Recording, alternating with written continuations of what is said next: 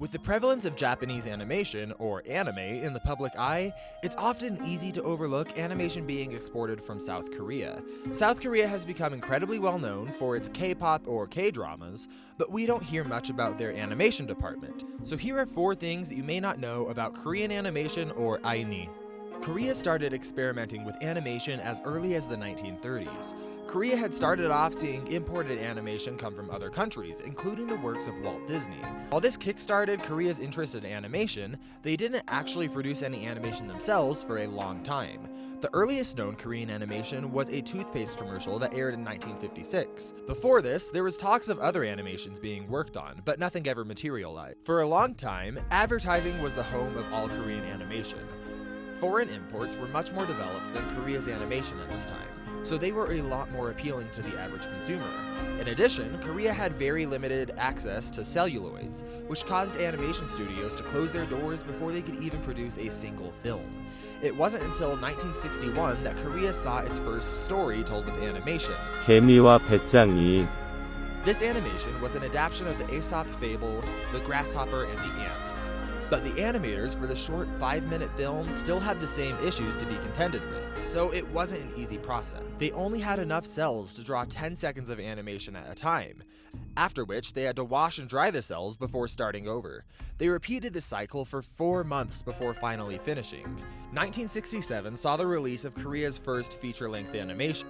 홍길동. After its release, though, the animation industry saw a decline. People weren't interested in domestic animation when it was so heavily censored by the government, and when they could just as easily watch imported content from the United States or Japan. 1 month after the release of the first real story told by Korean animation, Korea experienced a coup and was put under the control of the military.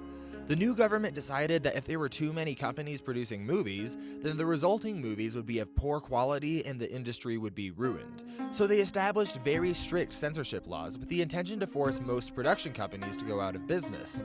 And it worked. Within just 2 years, the number of production companies in Korea dropped from 71 to just 4. Now operating under severe restrictions, the Korean movie industry ground to a halt. Producers were so limited in what they could produce that they were unable to keep producing the high-quality content that they had been making up until this point. But while more serious films all but died out during this time, children's animation started to see an increase in production because they were one of the few things that could get past the harsh regulations.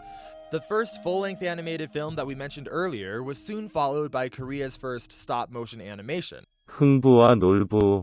Unfortunately, though, the strict regulations, limited releases, and presence of black and white TVs in Korea's homes all accumulated in a lack of interest in the Korean film industry. While the animation industry was finally starting to produce real films, there just wasn't any interest in it. Beginning in the 1960s, Korea had a lack of domestically produced animations released. Much of the reasons for this lack of content was due to government regulations and lack of public interest, as we mentioned earlier. But Korean animators weren't idle during this time, and began working with foreign studios to help animate content for the United States and Japanese-based shows. Many animated shows produced in other countries actually were largely animated by studios in Korea. While the United States and Japan clearly lead the world in terms of animation, Korea actually has the 3rd largest animation industry, with over 500 animation studios that are constantly putting out great animation work. Unfortunately, though, Korea just doesn't have interest in domestic animation, based on the infrequent successes that the industry has seen. As such, Korea has settled into more of a supportive role over the years, and is a key outsourcing destination for a bunch of popular shows. While it's hard to find an exact list for what shows have been outsourced, Korea has had its hand in productions for most major players in the industry, including Disney, Nickelodeon, and Cartoon Network. It's even harder to find how many anime have been outsourced to Korea, but if you pay attention, you'll notice a lot of Korean names in the credits of even the most popular animes. As Korean culture is becoming more trendy around the world, the Korean animation industry has started to become more and more popular. Recently, the government has been helping the industry with tax breaks and other kinds of support. Agencies who are in charge of distributing Korean media globally are expecting Aeni to become the next thing to see a huge surge in global popularity.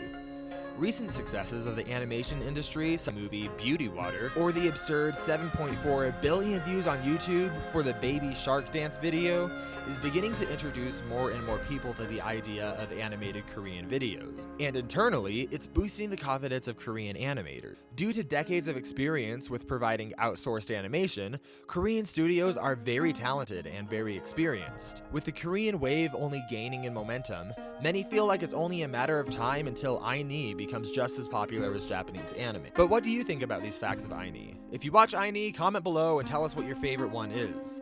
And if you liked learning these fun facts, subscribe for more great content like this.